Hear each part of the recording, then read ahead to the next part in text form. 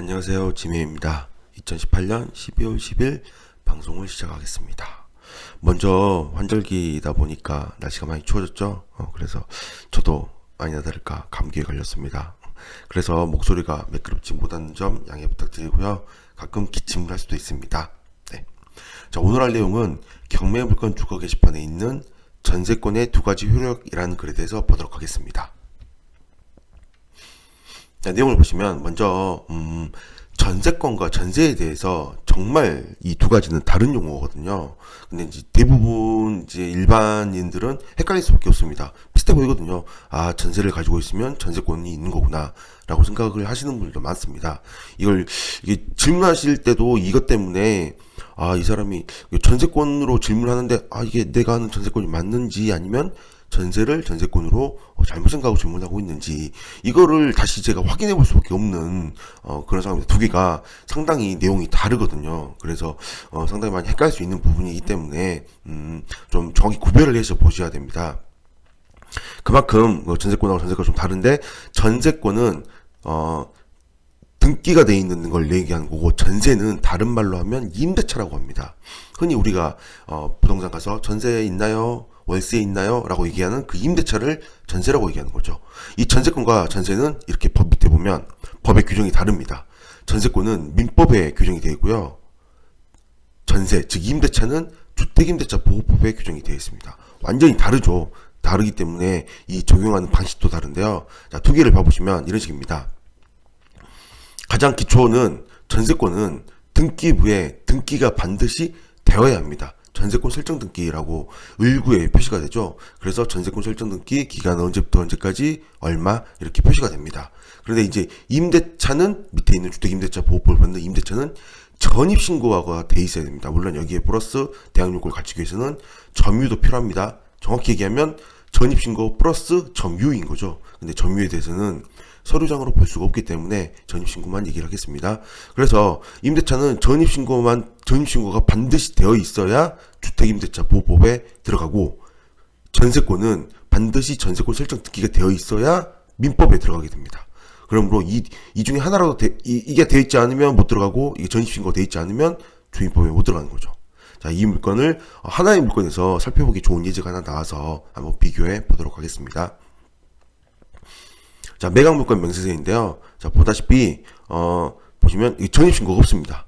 일단은 지금 여기에 나와 있는 거는 전세권에 대해서 살펴보려고 합니다. 전세권의 두 가지 효력, 즉 주택임대차 보호법이 아닌 전입신고가 되어 있지 않은 민법에 들어가는 전세권의 두 가지 효력에 대해서 보는 건데요. 첫 번째 보면 일단 여기 보다시피 전입신고가 되어 있지 않습니다. 전입신고가 되어 있지 않기 때문에 주택임대차 보호법에 들어가지 못합니다. 그리고 내용을 봐보시면 등기사항 전부증명서, 즉 등기부에 주거 및 점포 전세권자라고 기록이 되어 있고, 기간, 보증금이 써있고, 배당 요구를 했습니다. 그리고 여기 보시면 최선수인 설정일자에 전세권으로 기입이 되어 있습니다. 좀 더 보면 등기부를 보시면요, 이렇게 되어 있습니다. 등기부 1구에 보면 전세권 설정 등기가 되어 있고요. 그 다음에 보증금 9천만원, 어디를 점유를 하고 있고 언제부터 언제까지, 전세권자 누구, 이렇게 내용들이 나옵니다. 이렇게 전세권이 제일 먼저 설정이 된다면 다른 아무런 채권이 없는 상태에서, 전세권이 등기부상에 아무런 내용이 없는 상태에서 전세권이 설정이 된다면 이 전세권자 황씨에게 기회를 줍니다.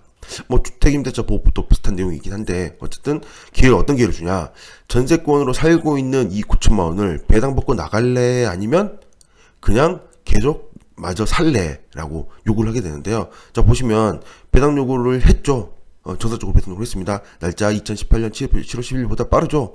그래서 정상적으로 배당 요구를 했기 때문에 이 전세권 9천만 원을 배당받고 나가게 되기 때문에 여기 보면 최선수의 설정일자가 가장 빠른 전세권으로 기입이 되는 겁니다. 근데 여기서 한 가지 살펴봐야 될 거는 헷갈릴 수 있는 부분인데요. 민법에 표시되어 있는 임대차하고 좀 차이점이, 전세권의 경우 9천만 원을 배당받고 나가겠습니다 했는데 만약에 낙찰이 5천만 원이 됐다. 5천만 원에 그러면 4천만 원은 배당받지 못하겠죠. 금액이 없으니까. 그래도 전세권은 소멸합니다. 주택임대차 보호법의 민법은 5천만 원 배당받고 나머지 4천은 대항력이 있으므로 낙찰자 인수 이렇게 되는 거죠. 근데 전세권은 다릅니다. 소멸합니다. 그래서 이 부분을 좀 유의를 해야 됩니다. 유의를 해야 되고요. 그 다음에 근데 이 물건을 보다 보니까 등기부를 보다 보니까 이 물건 현재 소유자도 경매로 취득을 했더라고요. 과거에 경매로 취득을 했었던 흔적이 있더라고요. 여기 보면 과거에 소유권 이전 매각이 되는데 당시에도 강제경매랑 매각에서 번호가 있죠. 그래서 강제경매에서 매각이 됐기 때문에 당시의 매각 물건 명세서도 살펴보겠습니다. 당시 매각 물건 명세서를 보면 차이점이 있습니다. 보시면 날짜는 같습니다. 2015년 9월 24일로 원래 돼 있던 2015년 9월 24일 동일하죠.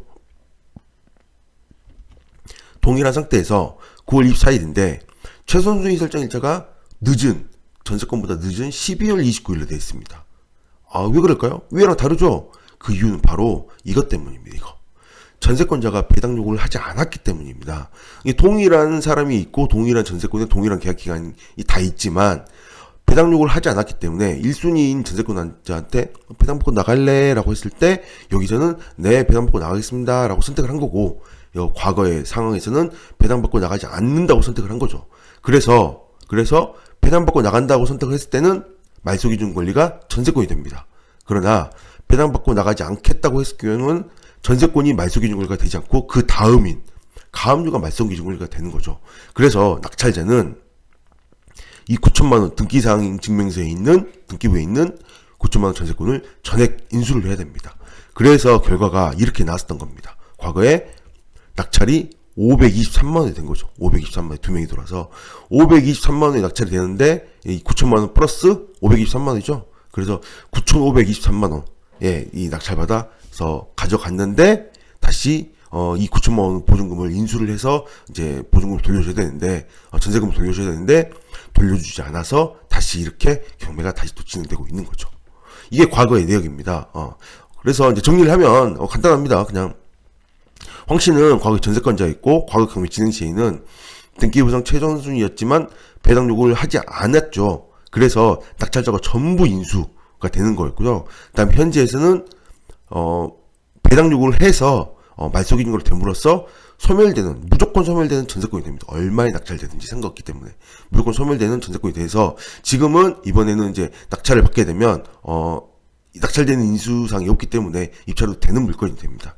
또한 전세권자조차도 배당을 받기 위해서는 낙찰자의 명도확인서가 필요하므로 이 물건을 낙찰을 받으면 명도확인서를 이용해서 명도를 어느 정도 할 수가 있겠죠. 그러므로 이렇게 이제 민법에 규정되어 있는 전세권의 경우에는 이런 식으로 내가 인수될 건지 낙찰자가 인수될 건지 소멸할 건지를 스스로 선택할 수 있으므로 상황에 따라서 이거는 인수가 낫겠구나 또는 소멸이 낫겠구나 이 부분을 잘 알아서 선택을 해서 정확히 구별을 해야 됩니다. 흔히 아까 처음에 말씀드린 주임법에 있는 우리가 흔히 아는 전세 임대차하고는 확실하게 다른 내용임을 알 수 있죠. 그 다음 또 여러 가지 좀 몇 가지 더 있습니다. 다른 내용들 몇 가지를 얘기한다면,